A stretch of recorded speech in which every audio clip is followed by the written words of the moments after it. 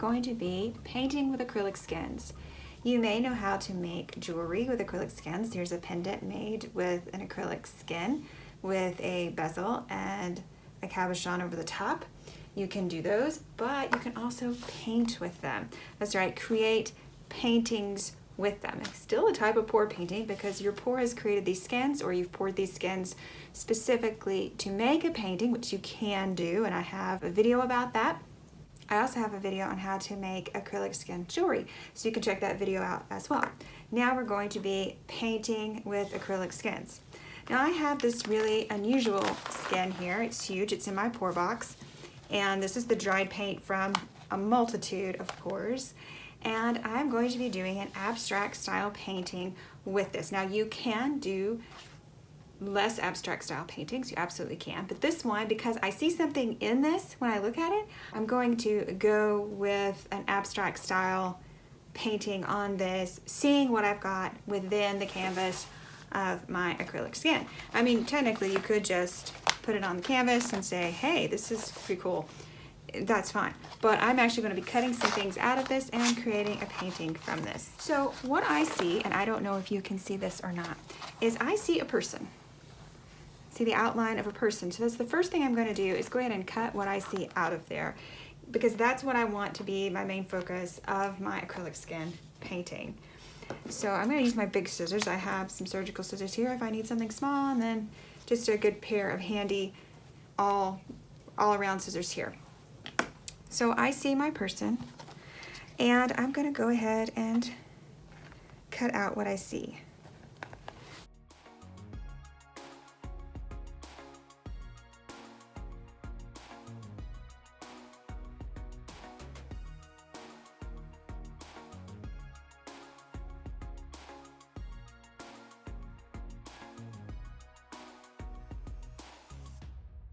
What I'm seeing is no arms and legs as of yet. I see almost like a genie, and I'm cutting out what I see. I'm also going to cut out this piece. You'll have to see my vision. This is a vision. You have to be careful because the acrylic will fold in on itself, and then you will lose what you are doing. And it will stick to itself, and you will have a hard time getting it apart, or you won't, or you'll tear it.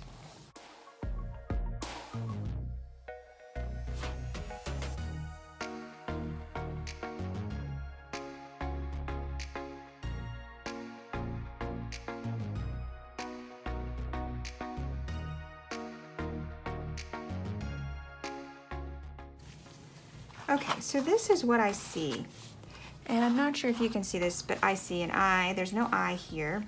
And there's a nose and a mouth and shoulders.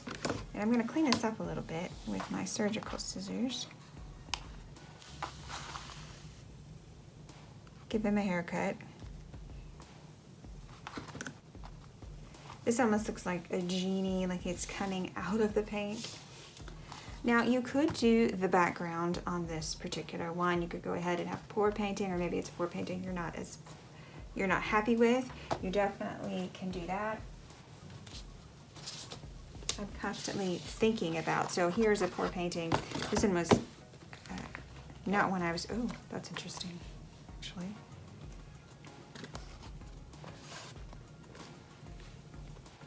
That's pretty cool as well.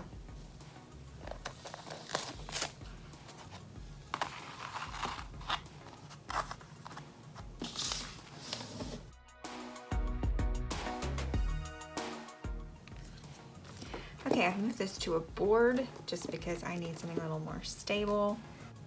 That canvas was not stable enough for me. I kind of have to see the vision as I go. I'm thinking of this as a very alien landscape. So I am seeing this as I go. I have my mountains. Okay, let's see. I'm trying to think through this. I'm not sure that actually looks like sky there. This does. This has the feeling of mountains and skies.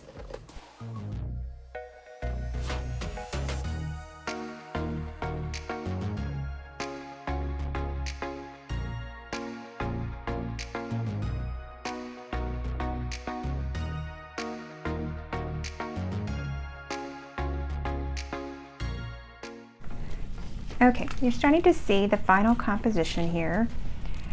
We have the person coming out of, it looks like for me, primordial ooze. It could be a dress, I guess, but to me it's a person rising out of the paint, and the background is the back side. There's also some imprints which are pretty cool. They almost look like bubbles, and it's just a really neat look on the back side of this. There's a few places that are going to be raised. You can see kind of like a mountain motif. These almost look like trees. They'd be very big trees in the distance, but just how the paint splattered. You have some rainbow, and it's just really cool. And this is just a very abstract image that I had that I took from the acrylic skin, and seeing this person with the eye and the mouth and the shoulders coming up out of it, and just wanting to have something kind of alien coming up, or just the feeling that this being is being made out of paint, and just having that landscape of being very surreal. And now what we're going to do is we're going to have to attach it to this board, and I plan to do this with diamond glaze, which is what you would use to make jewelry. So I'm going to have to do that. You can go over it with a scraper or a bone folder, and it's going to be pretty much stuck, except for being stuck to this board. This is very, very sticky, and you could add other things that you want. I wish you could put something like this on there, but this is way too thick. Sometimes your pour paint gets really, really thick, and this is a case where it is very, very, very, very thick. This is going to come up fairly well. I'm a little unsure about this piece back here. I may want to change the color or make it into something else, and I haven't decided. So I need to make a decision on that, and I need to stick it down. And then I'm going to have some interesting time with these edges. Down here, that's going to be fairly easy because it's going to cover that edge. Over here where we don't have as much, that's going to be a problem. So we're probably going to have to take from what we have and possibly wrap it. So this is going to be the fun part. You're like, I'm done. No, you're not done. You're going to have to fix the sides of your canvas as well. I think I can slide that over just a little bit because I probably have too much on one side and not enough on the other. But we can fix that. We're just going to have to add some to it underneath so that when it folds over, you won't see these sides. It's almost like working with leather, to be honest. And I've also seen that we've got a hole. I didn't see that earlier. But that's fairly easy to fill in. All you need is a small piece to fill that in. And it might actually be easier just to slide this over in order to do this, to fill in. We know we need it to go to about here. And to do that, we're also going to need the back side because that's what's going to match. And there may still not be enough, or we may have to fill and go up underneath that when it's finally done. It's like putting together a mosaic. I'm actually going to take the board away for this because it is causing me more trouble than it's worth. I'm essentially building a canvas out of plastic, and that's so strange to me, but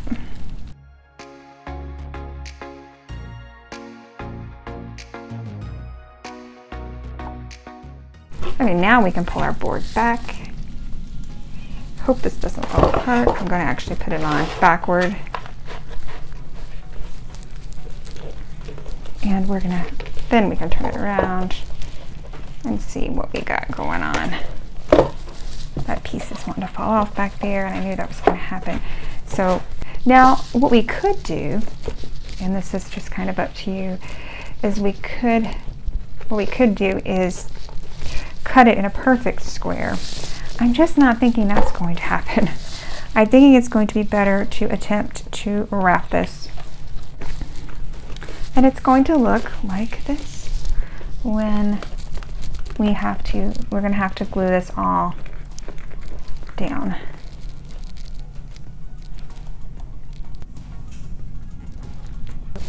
This is almost like you are doing sculpture. It is still very malleable. And now we're back to having a completed skin. Now you could do this piece by piece, just glue them on.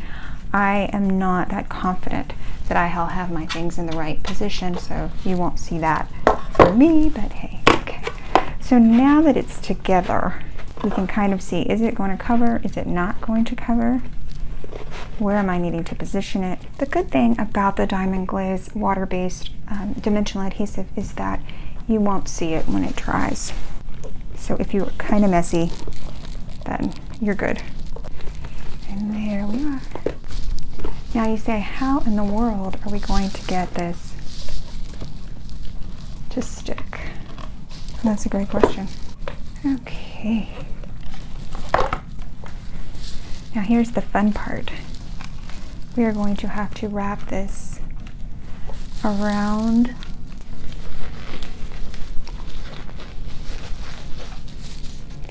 so we're going to pull out the big guns. We are going to be using Gorilla Super Glue Gel XL to glue this to our board. I am going to just run a bead on the sides of this first. And I'm going to have to work quickly, very quickly. Okay. Notice that I put on my gloves. Do not want to get this stuff stuck on you. You don't want to stick your fingers together.